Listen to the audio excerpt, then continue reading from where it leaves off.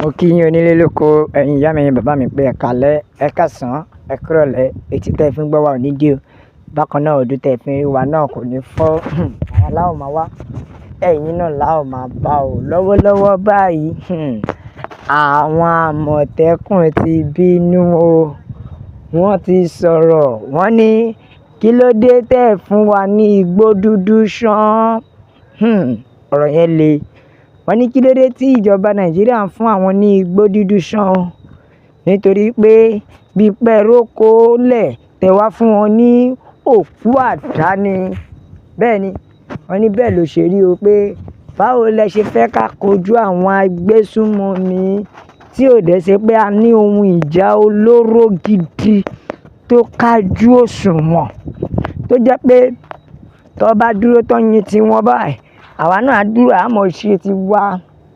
Wọ́n ní báwo lẹ ṣe fẹ́ ká kojú wọn bí kò ṣe pé ẹ̀ ń tì wá sóko ikú ni o. Bí pé ẹ gbé wa lọ sí ẹnu ikú táwọn ọmọ mi. Olórí Àmọ̀tẹ́kùn ló sọ̀rọ̀, ìyẹn Adélẹ́yẹ. Bẹ́ẹ̀ ni o, ó ti sọ̀rọ̀. Ó ní kí wọ́n tó ṣe kírísímàsì àti New Year celebration ni wọ́n ti ṣe ìlérí ní ìlú ti ṣe lórí that the state will not have any security breach anywhere and that your men will patrol for 24 hours. How did the operation goes? Pàápàá èyí ni ìbéèrè tí wọ́n béèrè o. Ẹ máa gbọ́ bó ṣe lọ o. Wọ́n á ní adúpẹ́ fọlọ́run fún tó dáàbò bo òun àti àwọn ẹmẹ̀wà òun o níbi títí Yúlẹ́tìdé ní gbogbo àsìkò yẹn. A lè dúpẹ́ lọ́wọ́ gómìnà Ondo. Bẹ́ẹ̀ ni o, under the leadership of Dr. Lucky Ayédàtiwá. Bẹ́ẹ̀ ni o, tó fún àwọn Àmọ̀tẹ́kùn ní agbègbè ibi tí wọ́n á ti máa ṣiṣẹ́, tí wọ́n máa ti máa ṣe training tó dẹ̀ máa operate gidi. A sì tún dúpẹ́ lọ́wọ́ gbogbo ẹ̀yin ọmọ Ondo fún àtìlẹ́yìn yín. Pàápàá jùlọ wọ́n láwọn dúpẹ́ o pé àwọn fún àwọn látìlẹ́yìn. Ṣùgbọ́n ó ní I told you that Àmọ̀tẹ́kùn Rangers were already in the forest. Ṣé mọ̀ pé àwọn Àmọ̀tẹ́kùn wọ́n ti wà nínú igbó tó jẹ́ pé wọ́n wọ́ gbogbo igbó ni o láti rí pé àwọn lé àwọn ará bíi àwọn lé wọn pa, àwọn ò fẹ́ rí wọn lórí ilẹ̀ wọn mọ́. Ṣùgbọ́n kinní kan wá ní o, wọ́n ní irinṣẹ́ tó tó irinṣẹ́ wọn ò fún àwọn. Kódà nílùú ìpínlẹ̀ Ondo pàápàá wọ́n ti ṣe iṣẹ́ tabua débi pé ó ní ogunlọ́gọ̀ àwọn èèyàn tí wọ́n ti mú. Wọ́n ní àwọn ò mú rárá, àwọn ti mú tó 300 suspects ní ìlú mẹ́ẹ̀ẹ́dógún, ìyẹn 15 locations and 18 local government area ló ti mú àwọn suspects tó bí 300.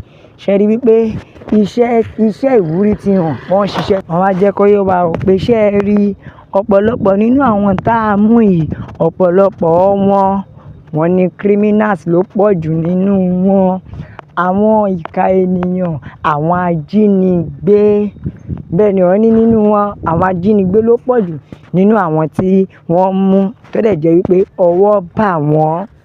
Ìyẹn pẹ̀lú pé wọ́n ní iṣẹ́ tó kójú òṣùwọ̀n yẹn tó sì jẹ́ pé wọ́n ṣe aláàbò fún àwọn ìlú díẹ̀díẹ̀ kéréje nìyẹn. Ẹ wá sọ tó bá wá jẹ́ pé lára àwọn tí wọ́n mú olè náà wà nínú wọn, àwọn ajínigbé, àwọn tó ń fọ́lé àti àwọn olè kéékèèké. Kódà lára wọn wọ́n ti gbé wọn lọ sí ilé ẹjọ́. Bẹ́ẹ̀ ni o, bí wọ́n ṣe ń sọ̀rọ̀ lọ́wọ́lọ́wọ́ báyìí. Ṣùgbọ́n o, ṣé ẹ rí díẹ̀díẹ̀ la sì lè rí ṣe. Àwọn kan wà tó jẹ́ wípé ọ̀rọ̀ wọn ò gba ojú lásán. Bẹ́ẹ̀ ni ọ̀rọ̀ wọn ò gba ojú lásán tẹ̀ ń wò yẹn. A nílò irinṣẹ́ gidi. Bẹ́ẹ̀ ni wọ́n láwọn nílò irinṣẹ́ gidi o kí àwọn ìjọba kí wọ́n tètè wá nǹkan ṣe. Ẹ wo, ẹ jẹ́ ká tẹ̀jíṣẹ́ àwọn èèyàn, ẹ jẹ́ á gbọ́ nǹkan tí àwọn èèyàn sọ. Yorùbá nation la fẹ́, òmìnira ilẹ̀ Yorùbá òun ló jẹ wá lógún. Bẹ́ẹ̀ ni o, ọ̀kan ní ẹ sọ̀rọ̀ sókè o. Wọ́n ti wà láàrin Yorùbá o. àwọn Fúlàní ti wà láàrin Yorùbá, kò ṣe ṣeré o. Ó ní I'm a Yoruba man before I know Nigeria. These people from Otamadanfolio are not sincere at killing all. Ìyẹn àwọn ará Fúlàní. Wọ́n ní tó bá ti jẹ́bi kó pààyàn, iṣẹ́ ọwọ́ wọn ni o. Jíjalè, stealing, robbery, rape, the language is war. Gbogbo èdè tó gbòòjú kí wọ́n ṣáàjà, kán fọ́gbá yángá. Yorùbá people ẹ dúró lórí ẹsẹ̀ yín o. Ẹ̀já gba orílẹ̀ wa. Ọlọ́run á bá wa lé àwọn ará bí dànù. Bàbá Tinubu, ẹ tètè approve àwọn irinṣẹ́ fún àwọn Àmọ̀tẹ́kùn láti lè rí pé wọ́n lé àwọn ará bí dànù. Ṣé ẹ tún rí o? Kí wọ́n tún fi irinṣẹ́ sílẹ̀ fún àwọn ẹni tó tún ṣetán àti ṣiṣẹ́. Ìyẹn tún di wàhálà. Ẹ jọ̀ọ́, ìgbà wo la wá fẹ́ bọ́? Ìbéèrè mi nìyẹn o. Ìgbà wo la fẹ́ bọ́? Tó jẹ́ wípé since tó ti jẹ́ wípé àwọn tá a fi joyè àwòdì tí wọn ò lè dádì ẹ gbé, àṣà lè ṣàbò fún orílẹ̀-èdè wa fúnra wa. Ẹ wo Yorùbá nation la fẹ́. Colonial, I hope very soon Àmọ̀tẹ́kùn will be taking to be able to tackle criminality. Ìpè ó ṣeé ṣe o kó padà fún wọn ní irinṣẹ́ láti lè jẹ́ kí wọ́n kojú wèrè.